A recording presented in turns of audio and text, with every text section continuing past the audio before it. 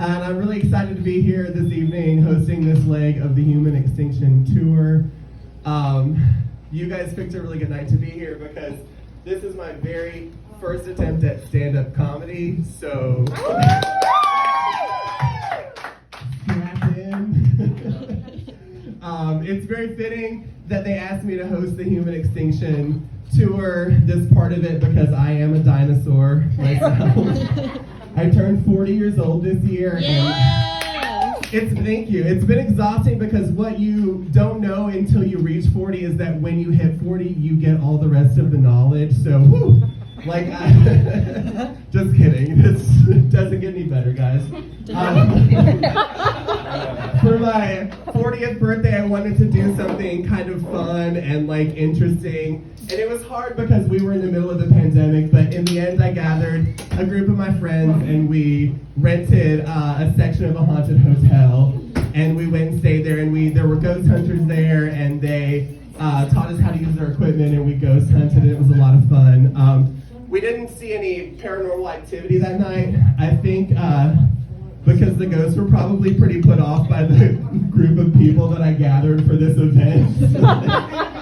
I made everybody dress like we were in a Tony Braxton or Celine Dion video, and we all had on long, flowy, chiffon clothes, and we had our hair teased up, and there was wind machines in every hallway. The ghost hunters were like, "Is there anything y'all want to ask the ghosts?" And my friends kept going, "Ask them if they want to fuck." And I wanted so badly to get pounded for my 40th birthday by a ghost because I just figure ghost sex has got to be incredible, right? If we're playing Casper the Friendly Ghost rules, that dick can be any shape or size that you want it to be, right? Or that vagina could be as deep or as wide as you need it to be, you know?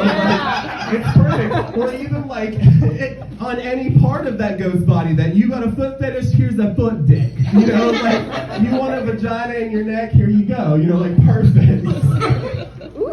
I feel like I would make a pretty good ghost. You'd be pretty lucky if I haunted you because I go to bed by 10 o'clock every night. So there certainly wouldn't be any chain rattling at 2:30 in the morning. And plus that sounds exhausting, and I'm super lazy alive, so I can only imagine I'm going to be even more lazy when I'm dead, right? The worst thing that I'm going to do is whisper in your ear when you're trying to watch TV about my arthritis, you know? I'm going to be it really hurts back here. You know who would make really awful ghosts though is today's kids. I feel in order to be a ghost child, you have to have really lived a lot in your short time on Earth, right? You have had to really go through it. That's why Victorian ghosts, children, are so fucking creepy, right? But not today's kids because they're over supervised until they go to college. There's no way. I grew up in the 80s when if you made it out of diapers, you were on your own. Your parents' job was done. You took care of yourself. I have a very clear memory of laying in the back window of my parents' Monte Carlo and staring at the clouds while my mom drove around town. Nobody cared about our safety. I'm pretty sure that now you have to put a kid in a car seat until they're 14. I went to a friend's birthday party for their 5-year-old kid, and there was a bounce house and a chocolate fountain and a waffle bar, and it was all really nice. But you know what I got for my 5th birthday? I got a card that said, first of all, I got a pack of underwear. Yes! Every birthday. And I got a card that said, "You're 5 years old, Jimmy. Your dad and I think it's time you start looking after yourself." And now teenagers, they have to have a restricted license. They can only have one other teenager in the car with them.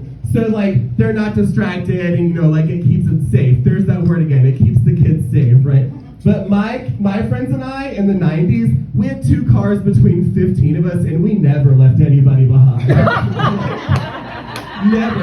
And nobody was looking out for us. Nobody was making sure we were safe. My friend Aaron had a Volkswagen Rabbit. It didn't have a passenger side door, or it didn't have a passenger side seat, so we just put a beanbag in the empty space. Oh my God.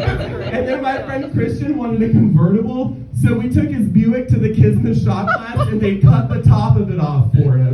The fucking teacher told him how to do it.